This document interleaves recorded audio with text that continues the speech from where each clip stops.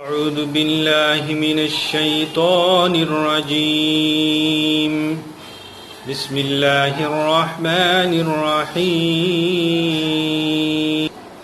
সম্মানিত দর্শক শ্রোতা মণ্ডলী, হজ প্রশিক্ষণ পর্বের তৃতীয় পর্ব।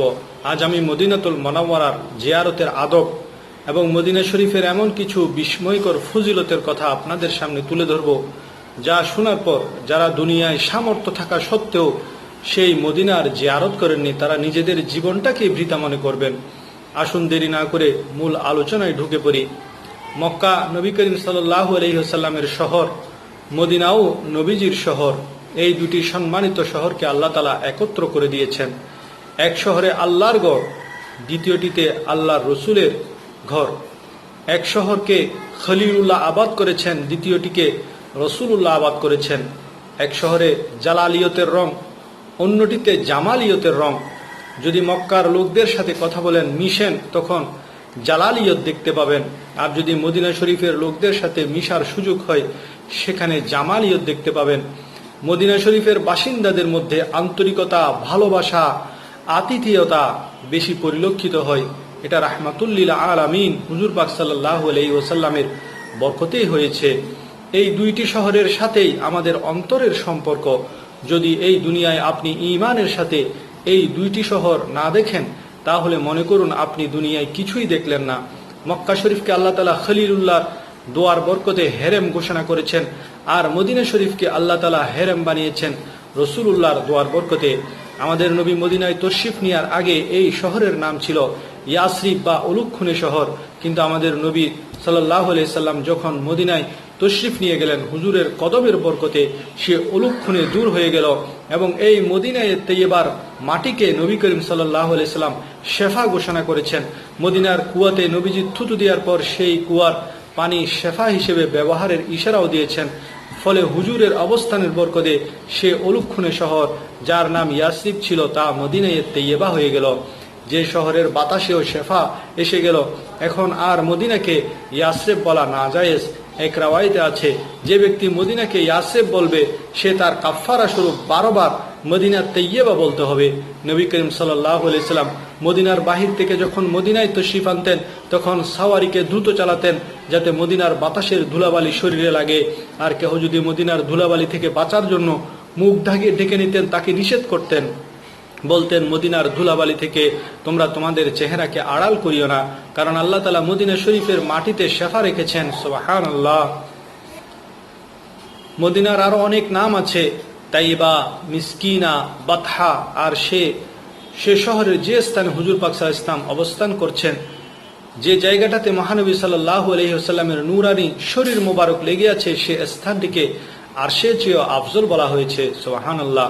উলামায়ে কেরাম বলেন, মদিনার মধ্যে যদি সবচেয়ে আফজল কোনো শহর থাকে, সেটি হলো মদিনা শহর। দুনিয়ার মধ্যে কোনো আফজল শহর যদি থেকে থাকে, তা হলো মদিনা শহর। তবে উলামায়ে কেরামের মধ্যে এ ব্যাপারে মতানৈক্য আছে যে মক্কা শরীফ আফজল নাকি মদিনা শরীফ আফজল। কেহ বলেছেন মক্কা আফজল, আর কেহ বলেছেন মদিনা আফজল। উভয় পক্ষের দলিল আছে। তবে শেখ আব্দুল হক মুহাদ্দিস দেহলভী রহমতুল্লাহ আলাইহি বলেন, যখন নবী করিম সাল্লাল্লাহু আলাইহি সাল্লাম মক্কায় ছিলেন, তখন মক্কা আফজল ছিল, আর যখন মদিনায় তশরিফ নিয়ে গেলেন, তখন মদিনা আফজল হয়ে গেল। মদিনা এমন এক শহর যেখানে প্রতিদিন সকালে 70,000 ফেরেশতা উপস্থিত হয়, আর 70,000 ফেরেশতা সন্ধ্যায় উপস্থিত হয়, আর হুজুরের বারেগাহে সালাম পেশ করে। আর যে ফেরেশতা একবার সেখানে উপস্থিত হন, কিয়ামত পর্যন্ত সেই ফেরেশতা দ্বিতীয়বার আসার সুযোগ পান না।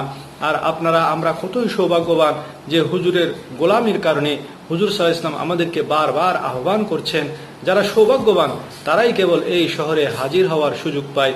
মদিনাতে বা মসজিদে নববীতে হাজির হতে পারা অনেক বড় সৌভাগ্যের ব্যাপার। হাদিস শরীফে আছে, নবী করিম সাল্লাল্লাহু আলাইহি ওয়াসাল্লাম ইরশাদ করেন, মান জাআ কবরি ওয়াজাবাত লাহু শাফাআতি, অর্থাৎ যে আমার কবরকে জিয়ারত করবে, তার জন্য আমার শাফাআত ওয়াজিব হয়ে যাবে। মক্কা শরীফে 1 রাকাত নামাজের সওয়াব 1 লক্ষ রাকাত নামাজের সমান, আর মদিনা শরীফে 1 রাকাত নামাজের সওয়াব 50,000 নামাজের সমান। যারা মসজিদে নববীতে উপস্থিত হতে পেরেছেন, তারা যত বেশি পারেন মসজিদে নববীতে অবস্থান করাটাকে গনিমত মনে করবেন। চেষ্টা করবেন হারামাইন শরীফাইনে 1 খতম কোরআন পাঠ করার। যতক্ষণ থাকবেন ততক্ষণ নফল এতেকাফের নিয়তে মসজিদে অবস্থান করবেন। মসজিদে নববীতে যখনই নবী করিম সাল্লাল্লাহু আলাইহি ওয়াসাল্লাম দরুদকে নবী করিম সাল্লাল্লাহু আলাইহি ওয়াসাল্লামকে সালাম পেশ করতে যাবেন, তখন রওজা মুবারকের সামনে কিছু সময় দাঁড়িয়ে সালাম পেশ করার চেষ্টা করবেন।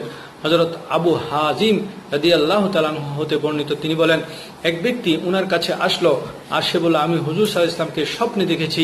হুজুর সাল্লাল্লাহু আলাইহি ওয়াসাল্লাম ইরশাদ করেছেন যে তুমি হাজিমকে বলে দিও যে সে আমার রওজার পাশ দিয়ে হেঁটে গেলে চলে যায়, দাঁড়িয়ে সালাম পেশ করে না। সে কথা শুনে হযরত হাজিম রাদিয়াল্লাহু তাআলা আনহু আঁতকে উঠলেন এবং সেদিন থেকে ওনার অভ্যাসে পরিণত হলো যে যখনই নবীর রওজার পাশ দিয়ে যেতেন দাঁড়িয়ে সালাম পেশ করতেন। মদিনা শরীফের কোনো কিছুতে দোষ বের করার চেষ্টা করবেন না। একজন লোক মদিনা শরীফের দই খেয়ে বলল যে মদিনার দই খুবই টক, আমাদের দেশের দই খুব মিষ্টি।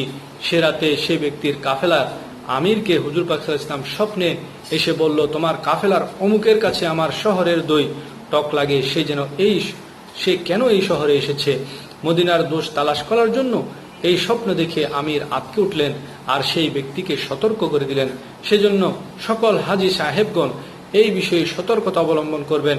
মোটামুটি হজ করতে গিয়ে মক্কা মদিনা শরীফের কোনো সমালোচনা না করাই হলো ঈমানদারের আলামত। পৃথিবীর যে কোনো জায়গার মানুষকে কষ্ট দিলে, মারলে তা জুলুম হিসেবে গণ্য হবে, যার নরমাল শাস্তি আছে। কিন্তু একই কাজ যদি মদিনার বাসিন্দাদের সাথে করে, সে ব্যাপারে সহিহ মুসলিমের 1386 নং হাদিস হযরত আনাস রাদিয়াল্লাহু তাআলা আনহু হতে বর্ণিত, নবী করিম সাল্লাল্লাহু আলাইহি ওয়াসাল্লাম ফরমান, যে কেহ মদিনাবাসীদের সাথে মন্দ কাজের শুধুমাত্র ইচ্ছা করলে, মদিনার মানুষকে কষ্ট দেওয়ার নিয়ত করলে, আল্লাহ তাআলা তাকে জাহান্নামে নিক্ষেপ করে এমনভাবে গলিয়ে শেষ করে ফেলবেন যেমন আগুনের সীসা গলে শেষ হয়ে যায়, পানিতে লবণ গলে যায়। সুবহানাল্লাহ। এই হাদিস থেকে মদিনা শরীফ এবং মদিনার বাসিন্দাদের কত মর্যাদা তা আমরা কল্পনাও করতে পারবো না। তেমনিভাবে সহিহ বুখারী শরীফের 1768 নং হাদিস হযরত আনাস রাদিয়াল্লাহু তাআলা আনহু হতে বর্ণিত, নবী করিম সাল্লাল্লাহু আলাইহি ওয়াসাল্লাম ইরশাদ করেন, আমার শহর মদিনার বৃক্ষরাজিও যেন কাটা না হয়, এই শহরে যেন কোনো ধরনের ফিতনা সৃষ্টি করা না হয়, ফিতনার কাজও যেন এই শহরে স্থান না পায়। এমন কাজকারীদের উপর কিয়ামত পর্যন্ত আল্লাহর লানত, সমস্ত ফেরেশতাদের লানত, সমস্ত মানুষের লানত। আর যারা মদিনাবাসীদেরকে কষ্ট দিবে তারা মূলত জুলুম করলো, আর কিয়ামতের দিন তাদের কোনো ফরজও কবুল হবে না, তাদের কোনো নফলও কবুল হবে না। আমাদের প্রিয় নবীর জন্ম হলো মক্কায়, কিন্তু তিনি মদিনাকে বেশি ভালোবাসেন।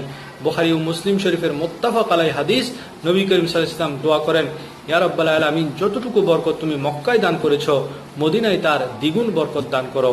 অপর এক হাদিসে দেখা যায় নবী করিম সাল্লাল্লাহু আলাইহি ওয়াসাল্লাম দোয়া করেছেন, হে আল্লাহ, তুমি আমার অন্তরে মদিনার প্রতি এমন ভালোবাসা দান করো যেমন ভালোবাসা মক্কার প্রতি ছিল।